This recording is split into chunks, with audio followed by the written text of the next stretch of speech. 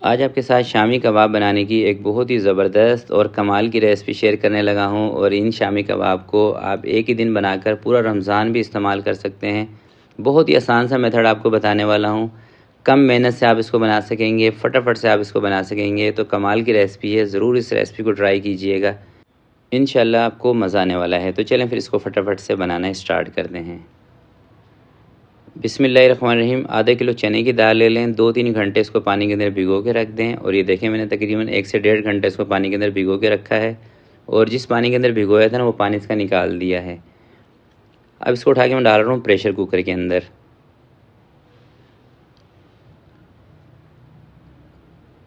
Pressure cooker के अंदर दाल और गोश्त दोस्तों जल्दी गल जाता है। अगर आपके पास टाइम कम हो तो आप प्रेशर कुकर का इस्तेमाल करें। टाइम ज़्यादा हो तो आप पतीला, कढ़ाई, किसी भी चीज़ में इसको कर सकते हैं। जितनी दाल थी उससे डबल आपने गोश्त लेना है, यानी कि आधा किलो दाल 1 किलो आपने बीफ का या मटन का गोश्त ले लेना है। और गोश्त आपने लेना है बोनलेस। 3 इसके अंदर प्याज शामिल करेंगे, जो तकरीबन 200 ग्राम जिसका वेट है। 1 चम्मच इसके अंदर नमक का शामिल कर देंगे। और 1 बड़ा चम्मच इसके अंदर साबुत धनिया का शामिल करेंगे। ज़ीरा साबुत इसके अंदर शामिल कर रहा हूँ 1 छोटा चम्मच। सौंफ इसके अंदर शामिल कर रहा हूँ 1 बड़ा चम्मच।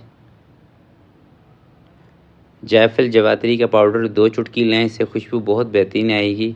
तेज़ पत्ते के 2-3 पत्ते इसके अंदर शामिल कर दें। दारचीनी के 2 टुकड़े इसके अंदर शामिल करेंगे। सब्ज़ इलायची 3 से 4 इसमें शामिल करें, इससे भी खुशबू बेहतरीन आती है। लौंग 5 से 6 इसके अंदर शामिल कर देंगे।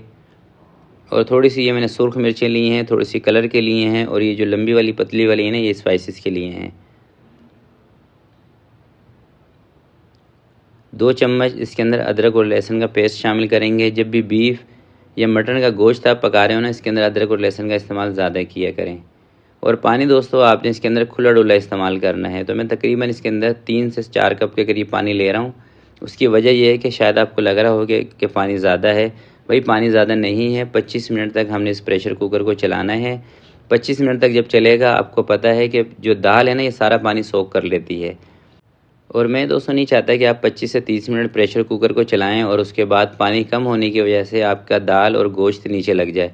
थोड़ा सा पानी ज़्यादा भी होगा ना, कोई मसला नहीं है। बाद के अंदर अगर आपको लग रहा है कि पानी ज़्यादा है तो आप तेज़ चूल्हा करके पानी को खुश्क कर सकते हैं। इसके अंदर कोई मसले वाली बात नहीं है। हाँ, अगर पानी आप कम लेंगे तो उससे ऐसा ना हो कि आपकी दाल या गोश्त गलने के बाद नीचे लग जाए, क्योंकि दाल जब गल जाती है ये नीचे बहुत जल्दी लग जाती है। और गोश्त का भी यही हिसाब है। तो 25 मिनट इसको पकाते हैं सीटी बजने के बाद। चलें दोस्तों, 25 मिनट सीटी बजने के बाद पकाने के बाद स्टीम इसकी निकल गई है। और कवर हटा के सबसे पहले आपको दिखाता हूँ गोश्त और दाल। देखें, जो पानी आपको ज़्यादा लग रहा था ना, वो पानी अब इसके अंदर नज़र भी नहीं आ रहा। देख रहे हैं हम। और दाल भी अच्छी तरीके से गल चुकी है, गोश्त भी अच्छे तरीके से गल गया है। आप यूँ समझ लें कि दाल बिल्कुल हलवा हो गई है। अब इसको मैं ठंडा करने के लिए थोड़ी सी देर के लिए रख देता हूँ। और उसके बाद इसको हम चॉपर के अंदर डाल के पीस लेंगे। अगर आपको चाहिए हैं रेशे वाले कबाब, फिर आप इसको सिलबट्टे के ऊपर, ये जो कुंडी डंडा होता है ना, उसके अंदर डाल के भी आप पीस सकते हैं। मगर वो काम है थोड़ा सा मेहनत वाला। और आजकल रमज़ान चल रहे हैं, तो मैं यही आपसे कहूँगा कि इस तरह का चॉपर अगर आपके पास हो ना, तो इसके अंदर डालकर आप पीस लें। इससे ये होगा कि रेशे तो थोड़े कम बनेंगे कबाब के अंदर, मगर मेहनत भी कम होगी और टेस्ट इंशाल्लाह उतना ही आएगा जितना कि सिल के अंदर या कुंडी डंडे के अंदर आता है। मगर इसके अंदर आपने एक चीज़ का ख्याल करना है कि जब ये कबाब का मसाला ठंडा हो जाए ना, उसके बाद आपने इसको पीसना है। या अगर आपके पास जो कीमा निकालने वाली मशीन होती है ना, उसके अंदर से भी आप इस मसाले को गुजार सकते हैं। कमर्शियली जो शामी कबाब बनाए जाते हैं ना बेकरियों के अंदर, उन शामी कबाब का मसाला कीमे वाली मशीन के अंदर से गुजारा जाता है। उसको कोई भी दोस्तों हाथ से नहीं पीसता, या सिल के ऊपर नहीं पीसता, या कुंडी डंडे में डाल के नहीं पीसता, क्योंकि इतनी मेहनत कोई नहीं करता। बाकी आपकी मर्ज़ी है, अगर आप इसको सिलबट्टे पे पीसना चाहें तो वो भी ऑप्शन है। एक इसके अंदर आपने अंडा शामिल कर देना है, 2 हरी मिर्चें बारीक बारीक कटिंग करके, और 2 छोटे साइज़ की प्याज। अगर बड़े साइज़ की प्याज हो तो एक ही बारीक चॉप करके शामिल कर दें। छोटे साइज़ की 50-60 ग्राम की प्याज हो तो 2 प्याज। थोड़ा सा इसके अंदर आप पुदीना शामिल करें और थोड़ा सा धनिया शामिल करें। तमाम चीज़ों को अच्छी तरीके से मिक्स कर लें। और इसी स्टेज पर आप देख लें, इसके अंदर अगर नमक आपको कम लग रहा है ना, तो नमक इसके अंदर आप और ऐड कर सकते हैं। देखिए, मैं अपनी हर वीडियो के अंदर आपको बताता हूँ कि चीज़ों के अंदर नमक पूरा रखा करें। नमक कम होता है ना दोस्तों, टेस्ट नहीं आता। फिर आप कहते हैं कि शेफ़ हमने ये चीज़ बनाई थी, हमारी चीज़ के अंदर से वो टेस्ट ही आया। भाई नमक कम होगा तो टेस्ट नहीं आने वाला। सारे मसाले को अच्छी तरीके से मिक्स करके अब जो सांचा मिलता है ना कबाब बनाने का, आप चाहें तो उसके अंदर बना लें, चाहें तो आप मैनुअली हाथ के साथ भी कबाब सारे रेडी कर सकते हैं।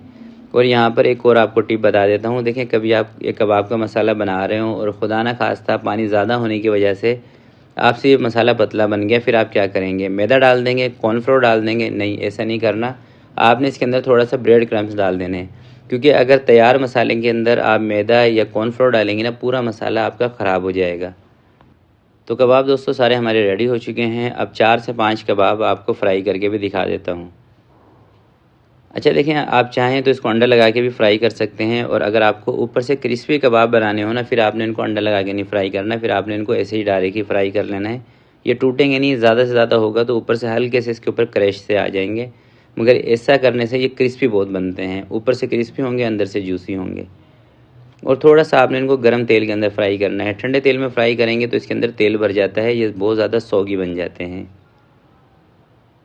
और इस तरह का बेहतरीन सा कलर आए तो आप इनको बाहर निकाल दें। देखें, थोड़ा सा करीब करके भी आपको दिखाता हूँ। ये देखें, लुक देखें कितना ज़बरदस्त लग रहा है। और इंशाल्लाह जब भी आप इस रेसिपी को ट्राई करेंगे ना, आपका दिल खुश होगा। लाइट से मसालों से दोस्तों इनको मैंने तैयार किया है। बहुत तेज़ मिर्चें आपको इनके अंदर नहीं मिलेंगी, लाइट से मसाले हैं, और इंशाल्लाह रमज़ान के हिसाब से बहुत ही ज़बरदस्त रेसिपी है। तो आज की वीडियो के लिए दोस्तों इतना ही। आपसे मिलते हैं किसी नेक्स्ट वीडियो में। तब तक के लिए अपना बहुत सारा ख्याल रखिएगा, अपने वालिदैन का ख्याल रखिएगा। अल्लाह हाफिज़।